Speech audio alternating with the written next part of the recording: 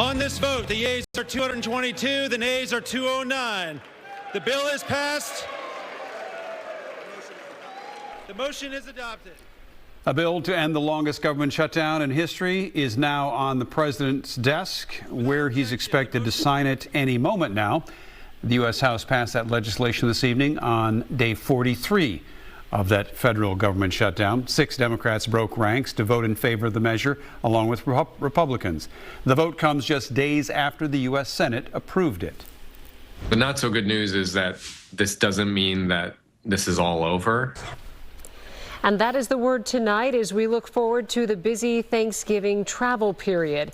Even though the shutdown is set to end, it could still take a while for airports to get back to normal. Fox 9's Mike Manzoni is live at MSP Airport tonight. And Mike, just today, airlines in fact canceled nearly 1,400 flights nationwide. And Randy and Kelsey, compare that to the typical day where they only cancel a few hundred or so. Experts say that even when the president goes ahead and signs that bill, which, as you mentioned, he's expected to any moment now, we will still likely see delays and cancellations at airports heading into and through the Thanksgiving travel period. No matter what happens here, and possibly even after, even before the shutdown started last month, the FAA was already down about 3,000 air traffic controllers, and some of them quit during the shutdown during the last several weeks because they weren't getting paid. Experts say it'll take at least a couple of days for them to get paychecks after the shutdown ends.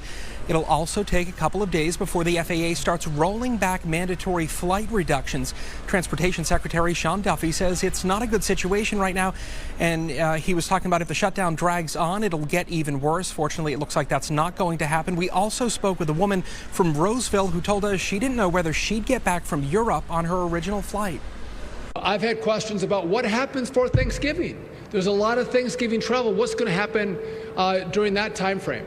I'm going to tell you, we are not going to get to Thanksgiving. I don't think we're going to see a repeat of what we saw over the weekend with some really, really nasty, massive disruptions.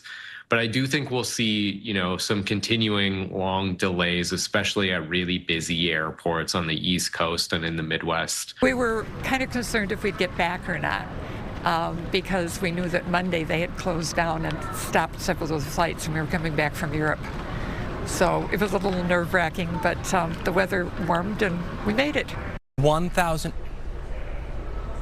And of the more than 1,000 flights canceled nationwide today, 16 of them were here at MSP. We're live at the airport tonight. Mike Manzoni, Fox 9.